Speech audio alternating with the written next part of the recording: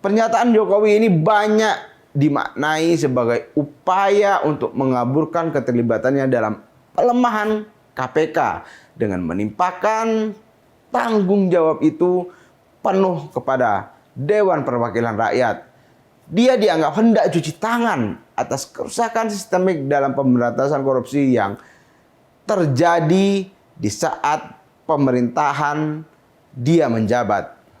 Sedangkan pengamat komunikasi politik Universitas Esa Unggul Jamiluddin Ritonga menilai bahwa pernyataan Jokowi yang menimpakan tanggung jawab pelemahan KPK terhadap DPR sebagai upaya cuci tangan yang semata-mata bertujuan hanya untuk mendongkrak reputasinya yang kian merosot saat ini, khususnya terkait dengan rapor penanganan korupsi selama ia menjabat.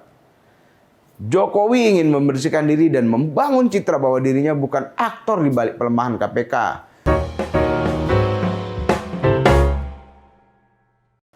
Halo Sobat Media Indonesia, berjumpa lagi dalam The Editors. Polemik terkait dengan revisi kontroversial Undang-Undang Komisi Pemberantasan Tindak Pidana Korupsi kembali memanas setelah mantan Presiden Joko Widodo menyatakan setuju jika undang-undang tersebut dikembalikan ke versi lama. Padahal Undang-Undang KPK, upaya pengembalian KPK itu dilakukan di masa pemerintahan Joko Widodo. Bahkan klaim Jokowi yang menyebut revisi itu adalah murni inisiatif DPR dan ia tak ikut menandatangani, memicu bantahan keras dari berbagai pihak. Pernyataan Jokowi ini seolah membuka kembali catatan lama dan menyorot jejak kebijakan pemerintahannya terkait dengan pengembalian lembaga anti rasuah. Jokowi secara terbuka menyatakan persetujuannya agar Undang-Undang KPK dikembalikan seperti semula. Namun ia melempar tanggung jawab penuh kepada parlemen. Ia membuang tanggung jawab lepas tangan terhadap upaya pelemahan KPK di era pemerintahannya. Ya, saya setuju. Bagus. Undang-Undang KPK kembali ke versi lama. Karena itu dulu revisi Undang-Undang KPK adalah inisiatif DPR loh. Jangan keliru ya, itu inisiatif DPR, kata Jokowi pada 13 Februari lalu. Jokowi juga memperkuat posisinya bahwa dia mengklaim tidak melemahkan KPK dengan menegaskan bahwa dirinya tidak menandatangani Undang-Undang Nomor 19 Tahun 2019 yang dinilai banyak pihak telah melumpuhkan sejumlah kewenangan KPK. Ya memang revisi Undang-Undang KPK saat itu atas inisiatif DPR direvisi, tapi saya tidak tanda tangan, imbuh Jokowi. Pernyataan Jokowi ini banyak dimaknai sebagai upaya untuk mengaburkan keterlibatannya dalam pelemahan KPK dengan menimpakan tanggung jawab itu penuh kepada Dewan Perwakilan Rakyat. Dia dianggap hendak cuci tangan atas kerusakan sistemik dalam pemberantasan korupsi yang terjadi di saat pemerintahan dia menjabat. Anggota Komisi 3 DPR RI Abdullah menyebut bahwa mustahil sebuah undang-undang disahkan tanpa keterlibatan aktif pemerintah sebagai pihak eksekutif. Abdullah menegaskan bahwa pemerintah mengirimkan tim resmi untuk membahas revisi undang-undang tersebut bersama DPR. Saya kutip pernyataan Abdullah. Pernyataan Presiden Jokowi yang intinya merasa tidak berperan dalam pengesahan Undang-Undang KPK 2019 jelas tidak tepat, kata Abdullah dalam keterangan tertulis seperti dikutip mediaindonesia.com. Sejumlah fakta dan bukti konstitusional juga menunjukkan gambaran yang berbeda antara narasi yang dibangun Jokowi dengan kenyataan yang terjadi.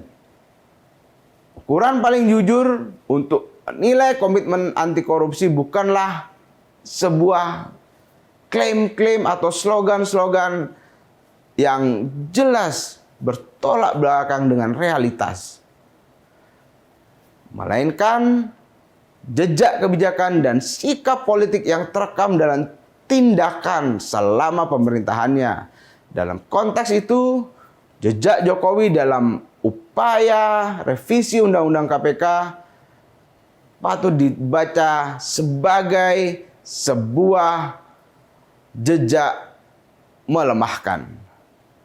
Salah satu momen paling tajam yang menjadi indikasi dugaan pelemahan terhadap pemberantasan korupsi di era Jokowi ini, yakni jelas dalam revisi Undang-Undang KPK itu ada upaya untuk mengubah struktur kelembagaan dan cara kerja KPK secara fundamental, yakni menempatkan lembaga itu di bawah kekuasaan eksekutif dan mencabut sejumlah kewenangan strategisnya, yakni misalkan seperti harus melaporkan upaya penyadapan kepada Dewas. Ini jelas banyak dianggap sejumlah pihak sebagai bentuk intervensi terhadap kasus hukum. Belum lagi persoalan KPK yang bisa menerbitkan SP3. Bagi banyak pengamat, ini adalah bukti bahwa pemberantasan korupsi di era Jokowi lebih diperlakukan sebagai sekedar kewajiban administratif belaka daripada sebagai komitmen yang untuk melawan kejahatan rasuah. Selain persoalan revisi Undang-Undang KPK, pengakuan mantan Ketua Komisi Pemberantasan Korupsi Agus Raharjo yang gamblang mengungkapkan bahwa ia pernah dipanggil oleh Jokowi dan diminta untuk menghentikan penanganan kasus korupsi besar yang menjerat mantan Ketua DPR Setia Novanto dalam kasus IKTP. Agus menegaskan dirinya tidak mengikuti permintaan Jokowi tersebut. Fakta selanjutnya yakni terkait dengan upaya menyingkirkan para pegawai KPK yang memiliki rekam jejak dan integritas tinggi dengan kedok tes wawasan kebangsaan. Koordinator Masyarakat Anti Korupsi Indonesia Boyamin Saiman menyoroti bahwa TWK dieksekusi oleh lembaga-lembaga di bawah presiden. Hal ini menurut Boyamin jelas menjadi bukti persetujuan praktis dari Jokowi terhadap upaya pelemahan KPK lewat revisi undang-undang.